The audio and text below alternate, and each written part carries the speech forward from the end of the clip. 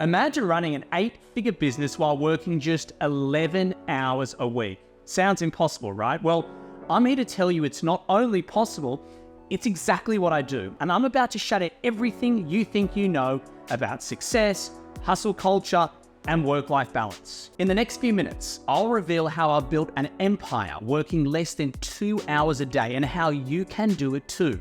This isn't your typical business advice. It's a complete paradigm shift that will transform the way you think about work, success, and living your best life. I run multiple successful businesses, oversee investments, and maintain strategic partnerships, all while working just 11 hours a week. No, that's not a typo. 11 hours. Now, you might be thinking, that's impossible. You can't build a successful career working less than 2 hours a day. But here's the thing. Not only is it possible, I'm going to show you exactly how I do it. I'm Ben Handler, and I've built Australia's largest buyers agency from literally the ground up. I've coached countless entrepreneurs to multiple 7 figures. I've done it all while prioritizing my health, my personal growth, and my life outside of work. In the next few minutes, I'm going to break down the 5 key principles that allow me to maintain this schedule. Whether you're an established entrepreneur looking to reclaim your time or someone just starting out who wants to avoid the burnout trap, this information is going to be a game changer. But let me be clear. This isn't about working less for the sake of, being lazy. It's about working smarter, more efficiently, and with greater purpose. It's all about choosing what to work on and who to work with. Furthermore, it's about building a life that incorporates your work rather than letting your work dictate your life. So, if you're ready to challenge everything you thought you knew about work-life balance and entrepreneurial success, let's dive in. We'll start with the first principle that makes my 11-hour work week possible. Number 1. Strategic delegation. When I tell people I only work 11 hours a week, their first question is usually, but how do your businesses run without you? The answer is simple. They run because I built them to run without me. Think about it. If your business can only function when you're there, pulling 60-hour weeks, you haven't built a business. You've built yourself a job, and a demanding one at that. Strategic delegation isn't just about assigning tasks. It's about creating a culture of autonomy and leadership within your organization. It's about empowering your team to make decisions, like solve problems and drive the business forward, even when you're not there. Here's how I've implemented strategic delegation in my business. Hire for potential who will raise the bar, not just experience. I look for team members who have the capacity to grow into leadership roles and raise the bar in the company.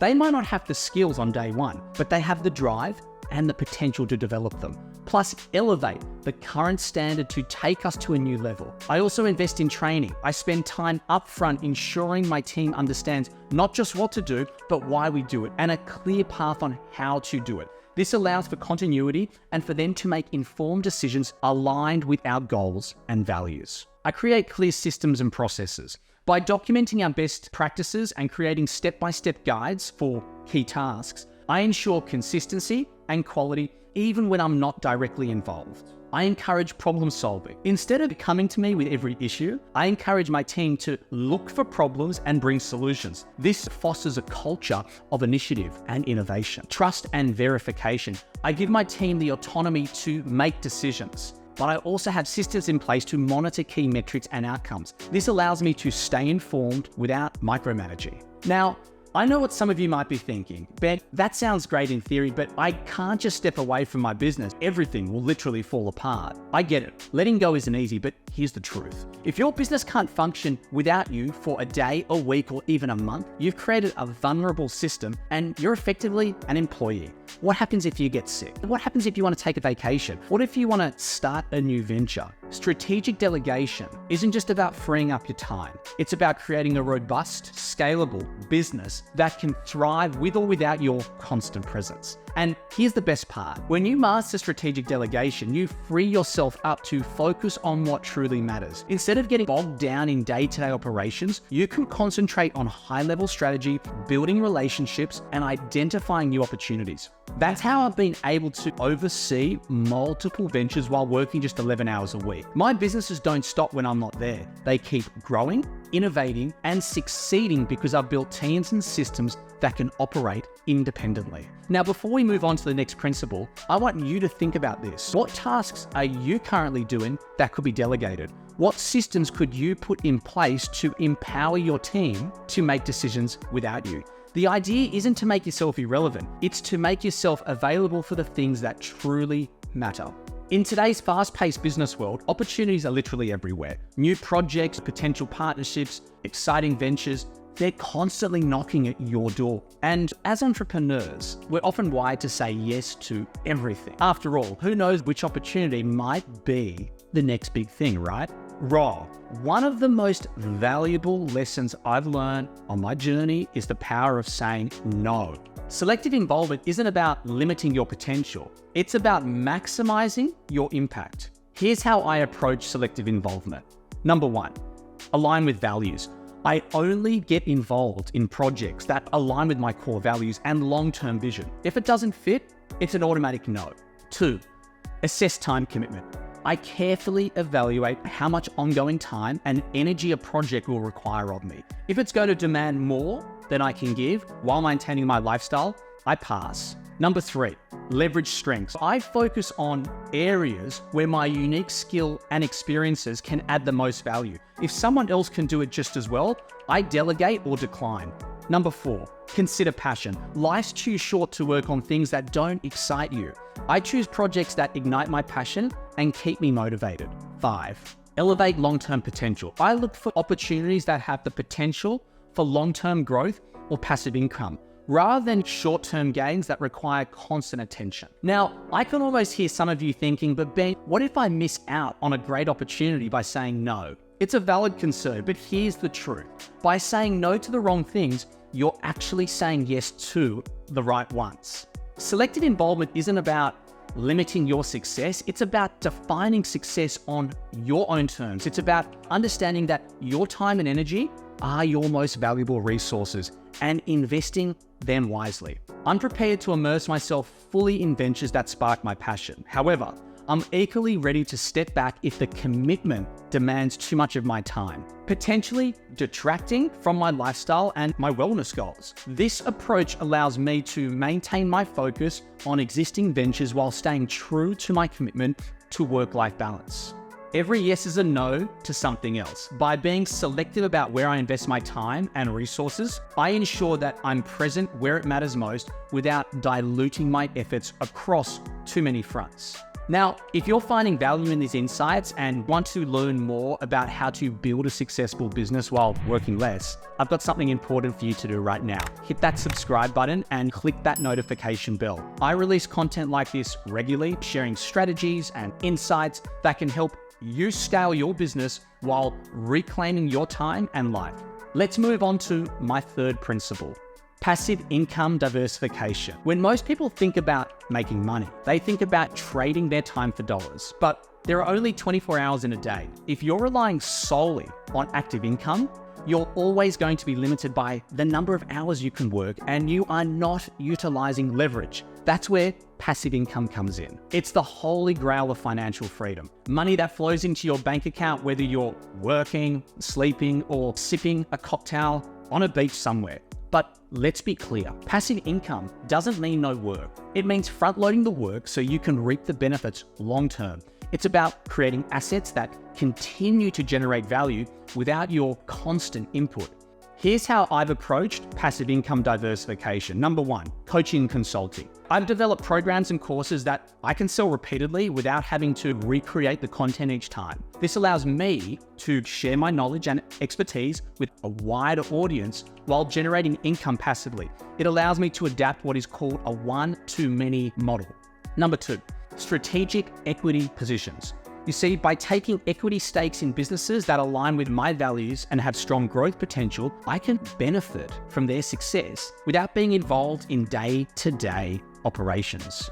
Number three, investments. Whether it's real estate, index funds, or other financial instruments, smart investments can provide a steady stream of passive income. The key to successful passive income diversification is to create multiple streams. This not only increases your overall income, but also provides a safety net. If one stream slows down, you have then others to fall back on. Now, I know what some of you might be thinking, Ben, this all sounds great, but it must have taken a lot of time and effort to set up these passive income streams. And you're absolutely right, it did. But here's the thing, the time and effort you put in upfront pays dividends for your years to come. It's about creating assets that work for you, even when you're not working. By developing these passive income streams, I've been able to maintain a steady revenue flow that doesn't require my constant attention. This allows me more freedom to manage my time, focus on high impact activities, and maintain my 11-hour work week. The goal isn't to stop working altogether. It's about creating a situation where you have the choice to work because you want to, not because you have to. I want you to think about this. What skills, knowledge, or assets do you have that could be turned into passive income streams? How can you start building assets today that will pay off for years to come? We've covered strategic delegation, selective involvement, and passive income diversification. Now let's dive into the fourth principle that makes my 11-hour work week possible, being driven by passion, not presence. In traditional work environments, success is often measured by the number of hours that you put in. The first one in the office and the last one to leave is seen as the most dedicated, the most likely to succeed. But here's a radical idea. What if success wasn't about how long you work, but about the impact you make when you do work? That's the essence of being driven by passion, not presence. It's about focusing on outcomes, not hours. It's about making every minute count rather than counting every minute. Here's how I apply this principle. Focus on high impact activities. I identify the tasks and projects that will move the needle the most in my business. These are the areas where I concentrate my limited work hours. Quality over quantity. I'd rather have 2 incredibly productive hours than 8 mediocre ones. By focusing on my passion projects, I ensure that the time I do spend working is highly effective. Embrace flexibility. Some weeks I might work more than 11 hours if a project I'm passionate about requires it. Other weeks I might work less. The key is that I'm driven by the work itself, not by an arbitrary schedule. Continuous learning. I invest time in learning and personal development. This keeps me passionate about my work and helps me bring fresh ideas and perspectives to my businesses.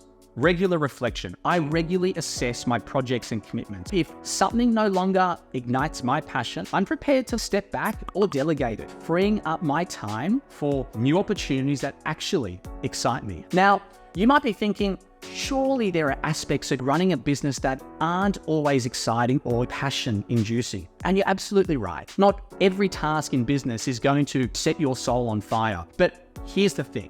When you're driven by passion, you find ways to make even the mundane tasks meaningful. You see how they connect to your larger vision. And for those tasks that truly don't require your passion or expertise, that's where principles like strategic delegation come into play. Being driven by passion doesn't mean only doing what you love. It means loving what you do because you understand its importance in the grand scheme of your vision. By focusing on passion over presence, I've been able to create a work life that energizes me rather than drains me. I'm not watching the clock, waiting for the workday to end. Instead, I'm fully engaged in the work I'm doing, making the most of every minute I spend on my businesses. This approach has allowed me to achieve more in 11 hours than many achieve in 40 or 50 hours. I want to talk about lifestyle first approach. In the traditional narrative of entrepreneurship, we're often told to sacrifice everything for our business, work 80-hour weeks, neglect our health, relationships on hold, all in the name of success. But what if we build our businesses around our ideal lifestyle instead of sacrificing our lifestyle for our businesses? That's the essence of the lifestyle first approach. It's about defining what a fulfilling life looks like to you and then building your work to support that vision, not the other way around. Here's how I apply this principle. Define your ideal lifestyle. I started by clearly defining what a fulfilling life looks like for me. This includes time for health and wellness, personal relationships, travel, and continuous learning. Setting clear boundaries. I establish clear boundaries between work and personal time. When I'm working, I'm fully focused. When I'm not, I'm fully present in my personal life. Design your business around your life. Instead of fitting my life into the cracks of my work schedule, I built my businesses to fit into my ideal lifestyle. Prioritize health and wellness. I make time for exercise, proper nutrition, and mental health practices. A healthy entrepreneur is a way more effective entrepreneur. Continuous evaluation. I regularly assess whether my work is supporting my lifestyle goals. If it's not, I make adjustments.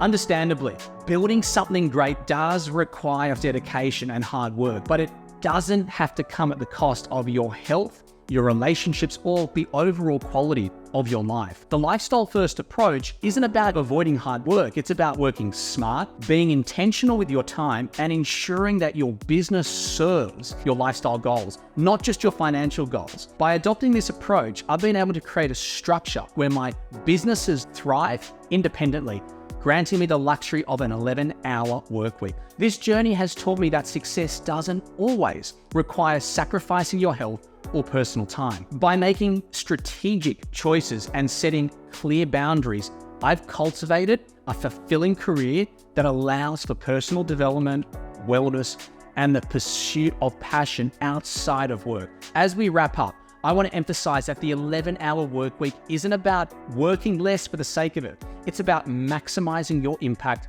aligning your work with your passions, and creating a life that's truly fulfilling, both personally and professionally. Now, I want to challenge you. How can you apply these principles in your own life and business? What would your ideal work week look like? The goal isn't to copy my 11-hour work week exactly. It's to create a work-life integration that allows you to thrive in all areas of your life. Your journey might look different from mine, and that's cool. The key is to start thinking differently about work, success, and fulfillment. Because at the end of the day, true success isn't just about what you achieve in your business. It's about the life you create for yourself along the way.